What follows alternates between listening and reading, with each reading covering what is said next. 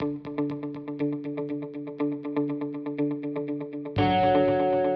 a foldable to check the passage and answer the question, the progress check question. So how do we do the foldable?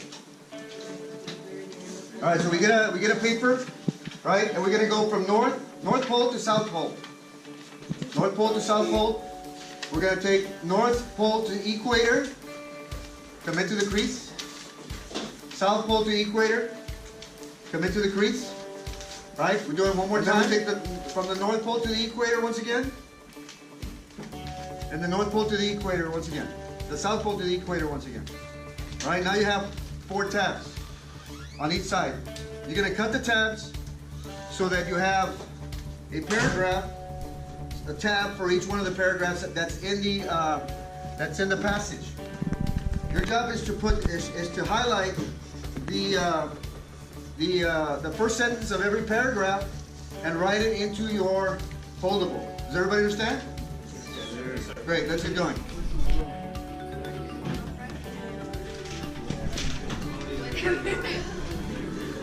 The idea of manifest destiny came about when Thomas Jefferson became president.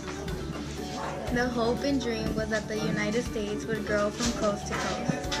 It would give the nation lots of new land. Story about what you would like to do if you became a pharaoh in ancient Egypt. What would you do? What would you build? And what would you be buried with when you're done?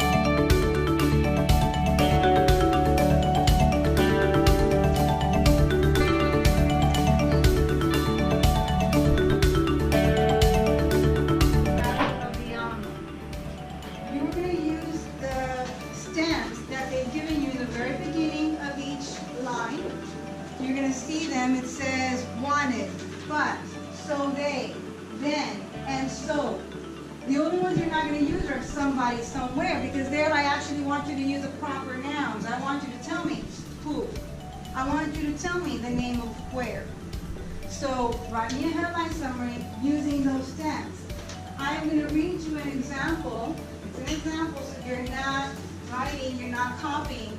So that way you know what it is that I want and how I want you to use these stamps.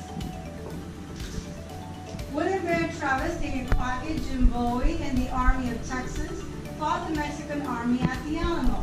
The Texans would fight until their death in order to defend the Alamo. However, brave as the Texans were, they were outnumbered 9-1 by Mexican soldiers. Okay, so what we're going to be looking at is a video through TED.com, and you're going to be creating sketchnoting, which we started yesterday as an example. Today we'll be doing the exact same thing. If we need a moment to stop and reflect, we will stop and reflect. You're essentially just taking the key concepts. Remember, we're looking at major ideas and getting those drawn onto our sketch note. But you can also write text, so don't feel like you're limited. There is no right way or wrong way to go about doing a sketch note. As long as you're taking the big ideas, we're good to go.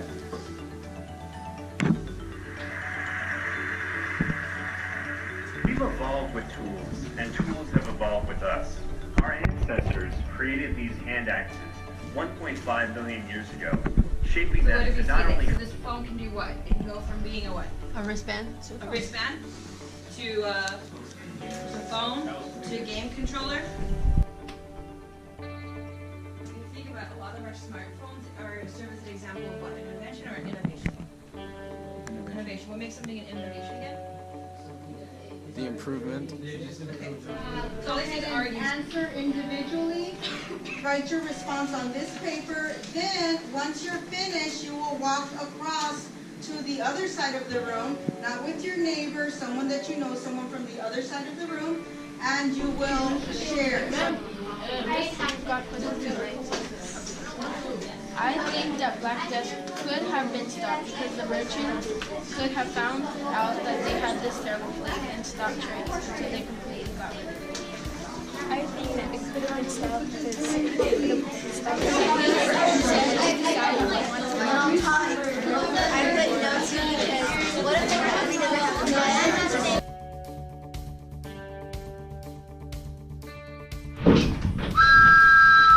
Eyes on me, please.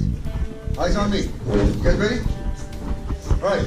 We are doing today, we're working on the forces of change. You've already read the passages. You already have an idea of what the forces of changes are. We got the internal forces and we have the external forces. Is that correct? Yes, everybody understand that? I have forces of change tabs right here that you're gonna have to identify to see which one is internal and which one is external. Then once you've decided on those, then you have to decide what definition each one of them is. You have to define each one of these. So your job is to put each tab in the right category, whether internal or external. And then find a definition for each one of them.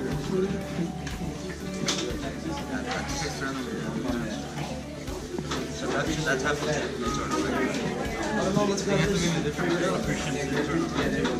Yeah, that happens. Yes. So this is that one. Faultiness is. Oh no, I get it again. That's why you gotta put the things back.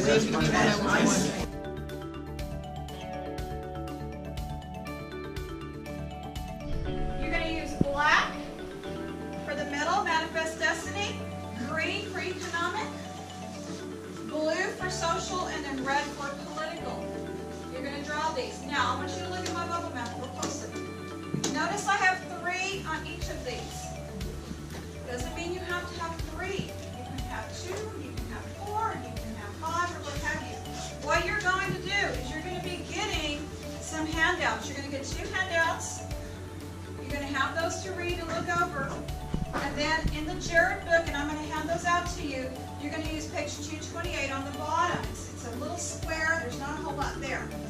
And what we're looking for today is we're looking for those political, social, and economic reasons people moved west.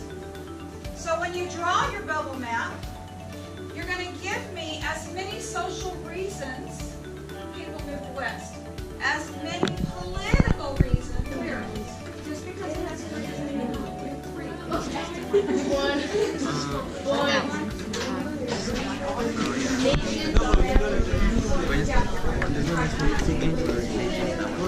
Just thinking.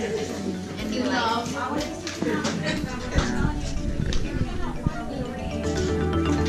What is it?